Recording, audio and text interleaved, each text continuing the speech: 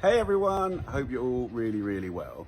Listen, it's a time now of GCSEs and A-level results, and a lot of people talking about like neurodiversity, dyslexia, ADHD and things like that. And I just thought I'd give you a little tour around some of my thinking and my office, because I was a kid that didn't do very well at school. I got 2 GCSEs, flunked everything else, had a tricky time at school, but I think if you've got a kid like that, whether they're young kids at primary school or coming out of secondary school, if you're a parent or if you're that kid, let me just sort of tell you or show you how I kind of took that kind of beginning of my life and sort of expressed hopefully what you might agree, that school didn't define me. I love school and I respect teachers more than anything, and there's so much possibility for everyone, but everyone learns differently. So look, here's my office.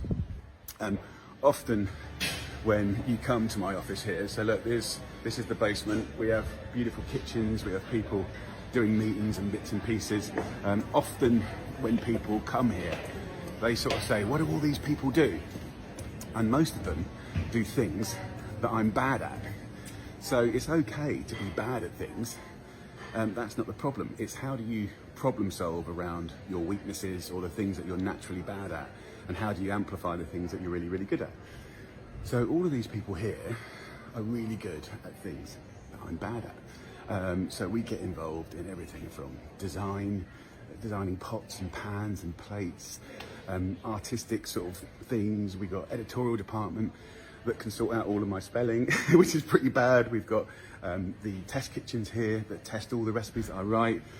And it seems mad that the thing that I'm known for, which is cookbooks, books, actually for me as a dyslexic, is my worst nightmare. So for me, I find words quite frightening. Words like I've always had a battle with black and white and words and fonts. I really struggle to read. I've only ever read 2 sort of narrative books in my life, but I love books. It's weird, right? I can't physically write very well and I can't physically type very well, but I have people that can do it for me. So look, this is my kids' books here. So the first one was Billy and the Giant Adventure. Here's the second one here.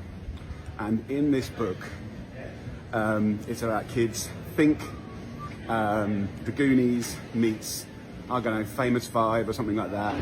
It's set in the 80s and it's set in 2024. And there's the real world and there's the magical world. But in this book that I've written, and it was actually never supposed to happen, I just recorded it on a dictaphone for my own kids, and then I thought I would challenge myself to try and actually write a story. And even though I struggle reading, that's why I work so hard on the audiobooks, to make them really immersive, and sound effects and work with actors and stuff like that to make it really powerful and make you feel like you're there even if you can't read like me.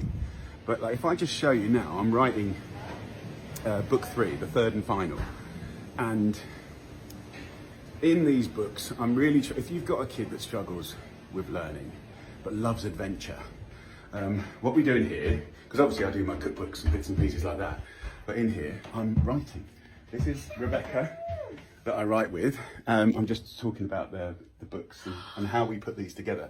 So I basically put together the chapters and where we're trying to get to, and we work on the characters and the story arcs and the characterization and the world.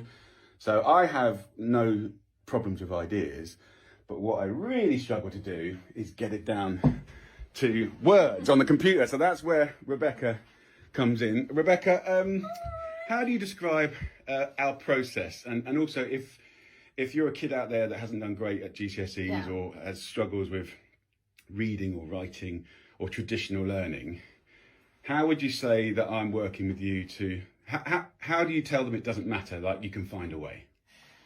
I think you always find a way, and you know, we just work in such great harmony in that, like, I don't have the ideas, but I can write. You have the ideas, so we just work together in like perfect harmony, really. Absolutely, and so that we do it together. Yeah.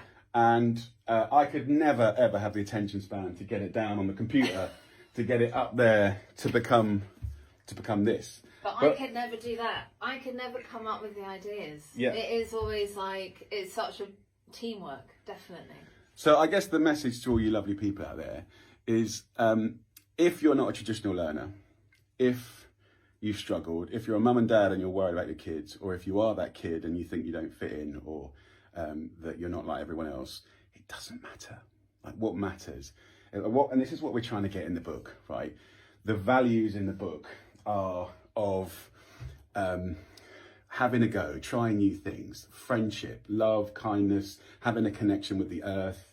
Finding your place. Finding your place. And actually, through these little magical books, through the different characters, they've all got struggles, and it's how you overcome them individually and together. And I've found this incredible therapy for me to actually write these books. But I really hope that if you've read these, you've enjoyed them, but also if you haven't, have a little go, read them to your kids. If your kids are reading, great. And if they struggle like I did to read, the audiobooks are amazing. And I've really, really tried hard on that. But I think what I've tried to do in the book is sort of tell stories about problem solving and adventure and fantasy, and that sky is the limit. And you should never be defined by exam results or the fact that you can't do something, because you'll always find a way. And in this book, it's the Billy Boy way. And hopefully you find that really inspiring. So anyway, I hope you like our little tour that we did. Lots of love from me and Rebecca. We're going to carry on and try and finish this book, which will be out in about a year or so. But anyway, lots of love. Take care.